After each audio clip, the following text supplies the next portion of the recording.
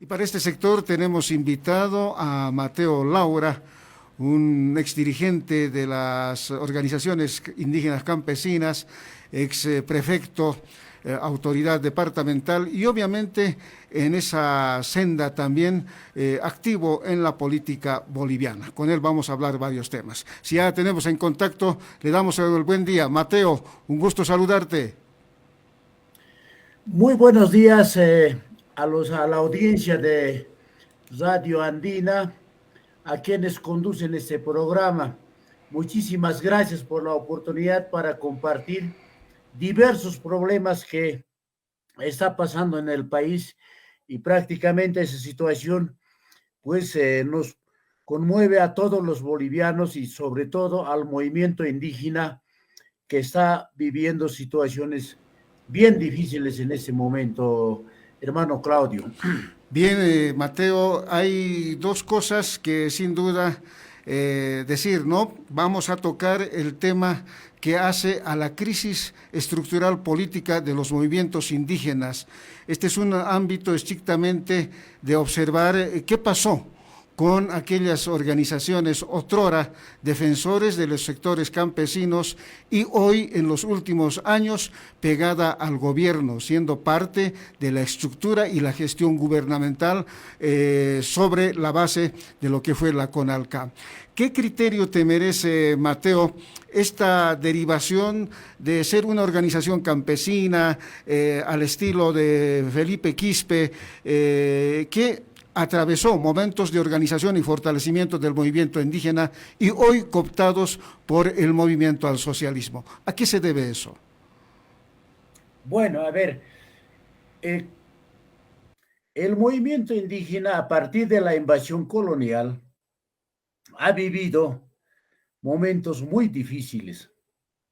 Sin embargo, considero desde el siglo XX al inicio del siglo XXI, está viviendo sus etapas peores, sus momentos históricos nefastos para toda la familia de las comunidades indígenas, pueblos originarios, como lo podemos señalar. Considero los peores momentos porque hoy vemos, ¿no? Y habíamos desde hace unos 15, 16 años en que en cierta medida, gracias a la lucha unitaria de los diversos sectores que tiene el país, las tierras bajas, los valles, ¿no? El altiplano, habíamos considerado que había avances importantes, porque la lucha por la igualdad, la lucha por los derechos, la lucha por la autonomía, la lucha por la tierra y territorio fue constante en los 1700, en 1800, en 1900, en 2000. Sin embargo, nosotros, el movimiento indígena campesina, puede señalar con veracidad, ¿no? De que habíamos llegado a un momento sumamente importante con llevar algunos dirigentes sindicales como Evo Morales a la presidencia del país. Sin embargo, hay que señalar con claridad de que esto fue peor que el remedio. Si bien eran visiblemente en el siglo pasado, la desconfianza, porque evidentemente en medios sociales, políticos, puede aparentar uno compromisos como en la época liberal, cuando Pando engañó abiertamente a Zárate Wilca. O finalmente, en 1700, Tupac Katari fue traicionado no solamente porque sus mismos compañeros de lucha entendían el objetivo fundamental por lo que el movimiento catarista apostaba por entonces. Pero a eso hay que considerar de que los criollos, los coloniales, ¿por qué no podemos decir con veracidad de que en algún momento nos iban a jugar mal? Él lo decía igual que el Pando en la época liberal. Sin embargo, pasa todo esto, pero también vienen las épocas del pacto militar campesino. Con Barrientos. Los militares, igual, o sea, no era propiamente las Fuerzas Armadas, si bien no hay un ejército de indígenas, no habría cuarteles. Pero medianamente toman esa conciencia y dicen, hay que hacer el pacto militar campesino. Pero también, en cierta medida del militar, podíamos como movimiento indígena tener una desconfianza. Pero llego aquí para 2000, ya con Evo Morales, hoy podemos señalar con mucha veracidad que fue una traición de un indio, si vale el término, de un dirigente sindical. Y no porque aquí me gusta hablar de alguien mal, sino hoy por hoy el movimiento indígena campesino originario está dividido, fragmentado en tres cabezas. Mateo, una consulta, Mateo. Sin duda, esos factores son importantes, pero creo que el gobierno de Evo Morales, al aperturar la nueva constitución, le ha dado más derechos, ¿no?, a los sectores indígenas, creando circunscripciones especiales, alivianando cierta manera la representación para la Asamblea Legislativa, y este último hecho que se ha configurado, ¿no? Las organizaciones indígenas originarias, observando el artículo 209, han pretendido ingresar a la arena política como partido. Este es un tema central para mí, porque las organizaciones indígenas son organizaciones, las organizaciones políticas son organizaciones políticas. En ese ámbito, ¿por qué los movimientos ya políticos del movimiento indígena, como fue el MRTK, el MRTKL, el MINCA y otros que han transitado y han logrado espacios en el Parlamento, hoy en día no se han vigorizado? ¿Por qué se han diluido y definitivamente tienen que estar tal vez a expensas de estos artículos, buscar la Constitución? ¿Qué sucedió en ese lapso? Mira, si hacemos un análisis profundo, nos vamos a poder dar cuenta exactamente. No es porque alguien nos los regaló. Aquí fue la lucha constante del movimiento indígena. Pero si bien existe en papeles los derechos adquiridos por la lucha del movimiento indígena, de hombres y mujeres del campo, del movimiento popular en su conjunto, hay estrategias que han empeñado desde el Estado, desde el gobierno central, para que esos logros, esas conquistas, esos derechos que no han sido absolutamente un regalo, sino esto costó vidas. Por eso es que, si bien el papel aguanta todo, hay una estrategia de desmovilización al movimiento indígena para que esas demandas se puedan materializar. Hoy podemos observar, para entorpecer esas demandas que ha logrado objetivamente el movimiento campesino, escribir también en la Constitución Política del Estado, en la Constituyente, hoy, ¿quién divide a las organizaciones sociales?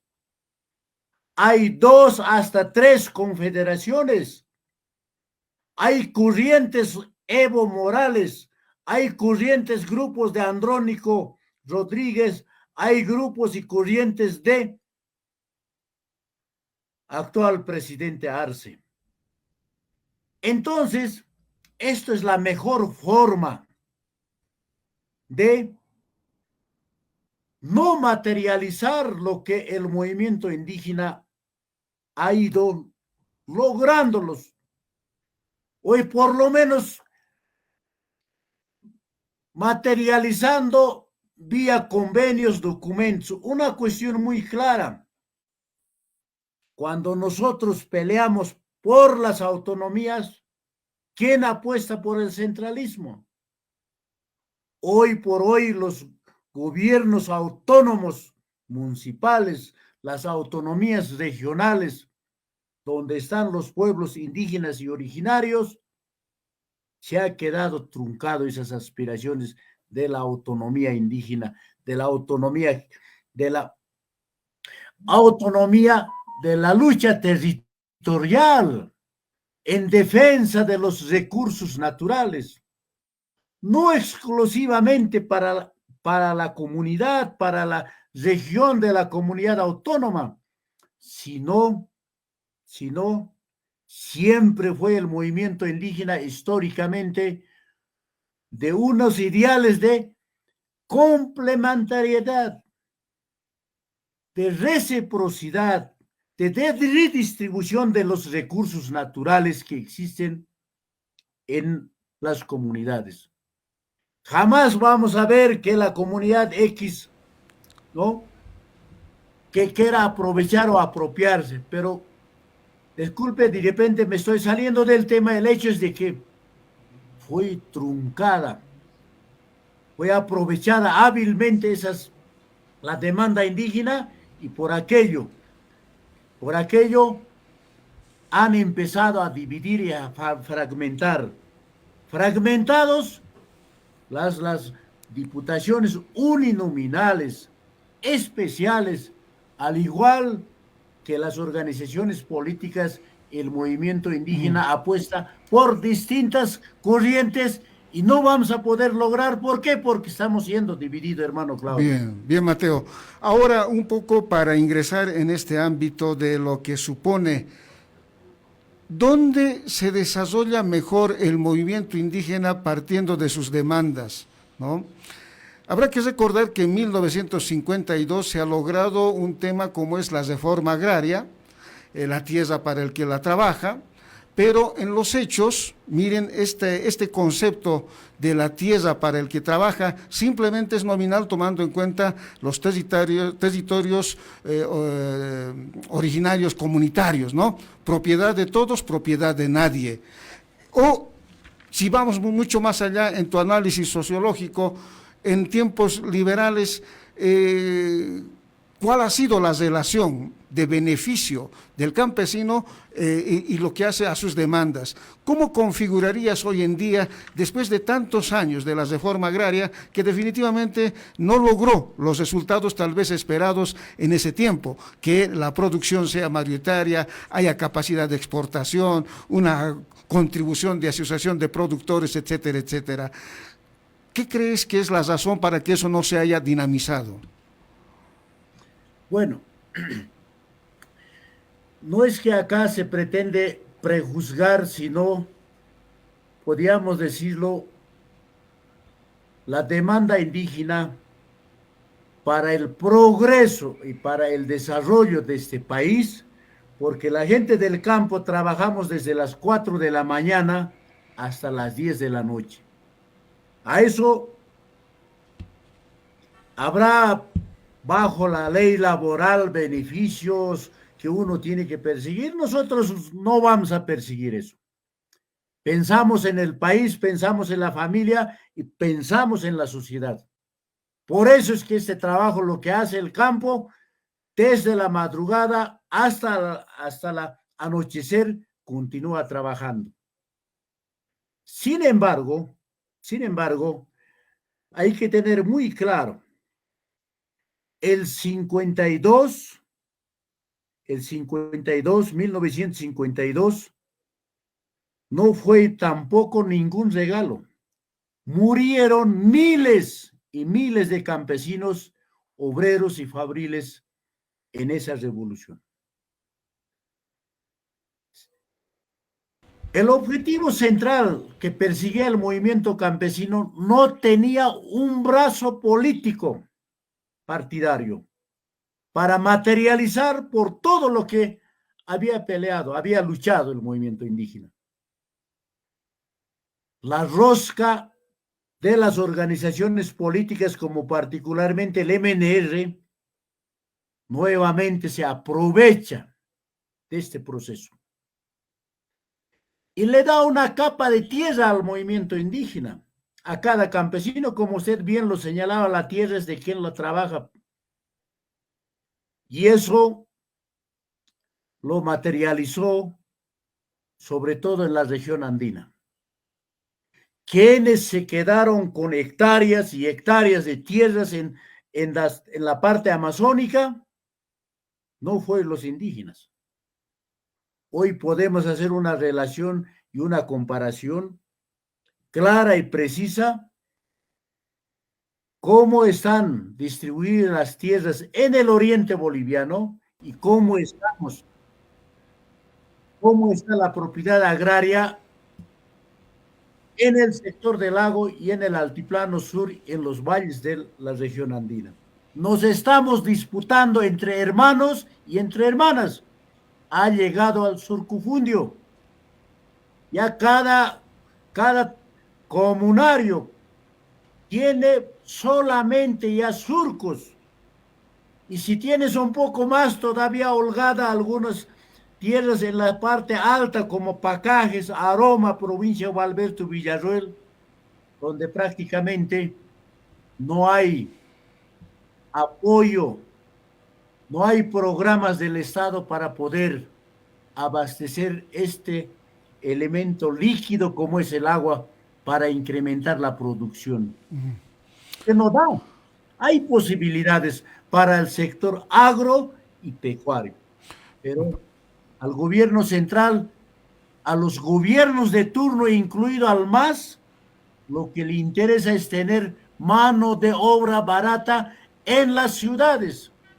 Que la gente se vaya a las ciudades, mendigue como gremiales, como choferes, como albañiles. Eso es lo que les interesa al grupo de poder. Mateo, no le interesa campo. En esa idea lo que habría que hacer es que vuelva la actividad productiva al sector, al territorio agrario, es decir, a las provincias. Y eso obviamente supone darle condiciones. ¿Qué avisoras, ya por el tiempo que tenemos, qué avisoras ahora, en la actualidad, ante una nueva realidad que se va planteando en el escenario político? ¿Desde dónde el sector campesino puede materializar sus iniciativas y obviamente lograr sus objetivos?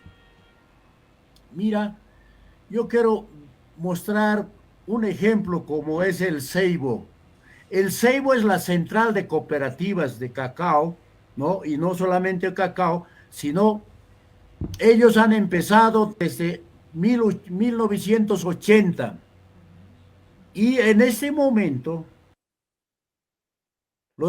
la transformación de cacao, como es el chocolate, está llegando a todo el mundo. El 70% se exporta, el 30% es para el consumo nacional. Si nosotros emprendemos, y eso también hay que decirlo con claridad, ante esta división, fragmentación del movimiento campesino, sobre todo sus organizaciones, no nos impiden, nos ponen vendas al ojo para que podamos trabajar y para que podamos lograr los verdaderos sueños. En el altiplano podemos producir quintales, toneladas de quinoa. Si habría agua, podríamos estar produciendo miles y miles de litros de leche. Podríamos estar produciendo toneladas de carne de llama, entre otros, en los valles la fruta, pero a nadie le interesa resolver el tema del agua. Acá la consigna es: movimiento indígena a través de los gobiernos municipales logre las autonomías regionales. Ya ha regionalizado el Departamento de La Paz en 7 regiones por vocación productiva, porque sabemos individualmente, cada sindicato, no vamos a poder lograr, no vamos a poder exportar, si vale el término, no vamos a poder uniformizar nuestros productos. Por aquello, nos han metido también en la cabeza, cuando yo fui dirigente de la CSUTCB, muchos decían, gracias la ley de participación popular. Unos decíamos, esta es la ley maldita que nos va a dividir ahora en municipios y no vamos a poder lograr unificarnos. Estamos en esa deriva. Hay que avanzar un próximo paso para poder consolidar grandes empresas, grandes corporaciones, grandes asociaciones, grandes cooperativas. Así nomás vamos a resolver el problema de la seguridad alimentaria en las ciudades. Así también vamos a poder exportar nuestros productos para que haya divisas y no andemos quejándonos de que falta combustible porque no tenemos dólares. Muchas gracias, Mateo. Sin duda el desafío es grande. Lograr corporaciones productivas es una parte de las soluciones. En otro momento estaremos hablando de aspectos mucho más profundos, Mateo. Gracias por tu participación acá en Revisiones. Muchísimas gracias, Claudio, y un saludo y un fuerte abrazo a toda la audiencia que tiene la Radio Andina. Muchísimas gracias, buen día. Muy buenos días. Hemos hablado con Mateo Laura, sociólogo, dirigente indígena de la SUTCB y obviamente ex autoridad, prefecto del Departamento de La Paz. Con esa participación cerramos